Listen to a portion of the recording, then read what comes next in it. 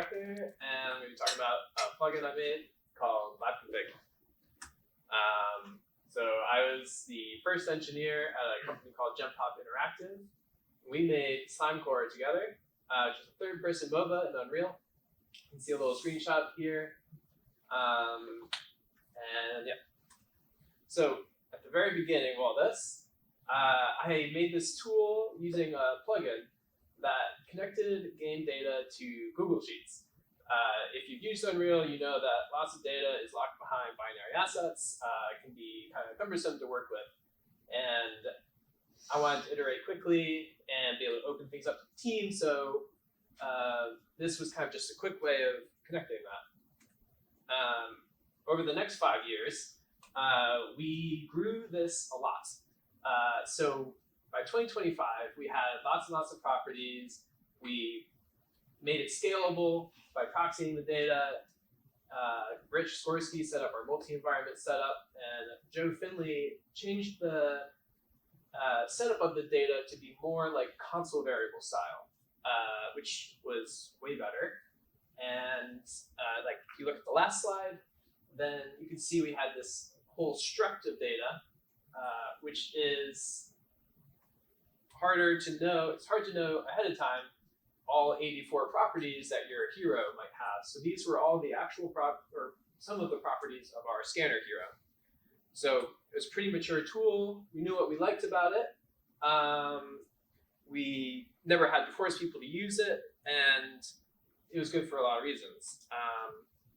We controlled lots of data in our game, feature flags, etc. through Google Sheets, which sounds a little crazy, but it worked well, minus some of these downsides that we couldn't really address without some more foundational changes, getting us a little off of Google Sheets and maybe on something a little more sustainable. So in September, Genpop shut down, and I wanted to try to take something from the project forward that, what could be taken forward. And I was always a little proud of how much we used LiveConfig and what it enabled for us, but always a little embarrassed too. So I tried to make it the right way, and that is what the LiveConfig open source plugin I've been developing with permission is. It's on GitHub. So this is the property manager that you use for it, which I'll talk about. So getting rid of Google Sheets as the foundation of everything, instead we have our base data as JSON. And you can see the config data structure.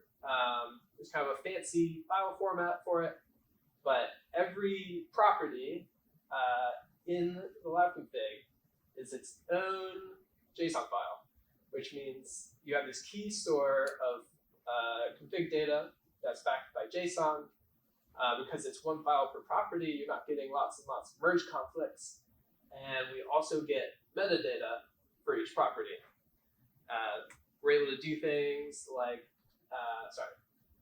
there's an editor integration for this.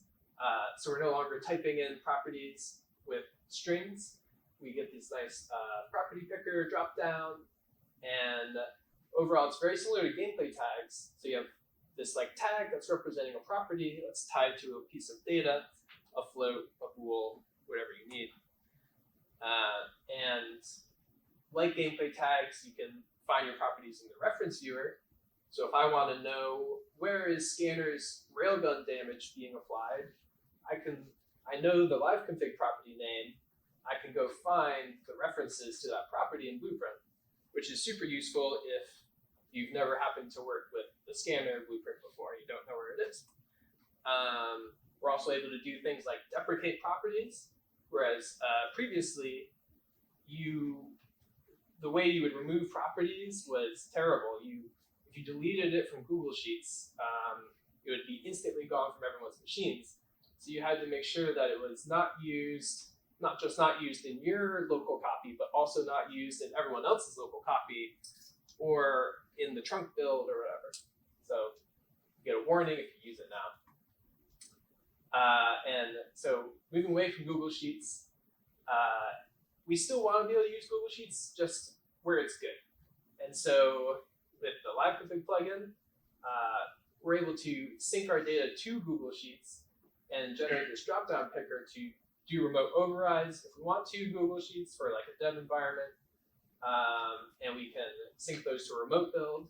So you can actually make changes in Google Sheets, have them apply in your game, or you can have them get applied to your editor, and you get like, this would be the get message, your get status after syncing your change. So that's a very quick rundown of a relatively complex plugin. It's in alpha quality. I've been working on it for a few months. I'm looking forward to adding support for multiple engine versions and maybe some remote integrations for something like a Firebase backend instead of Google Sheets. It's on GitHub. Please give it a try, or let me know if you have any questions.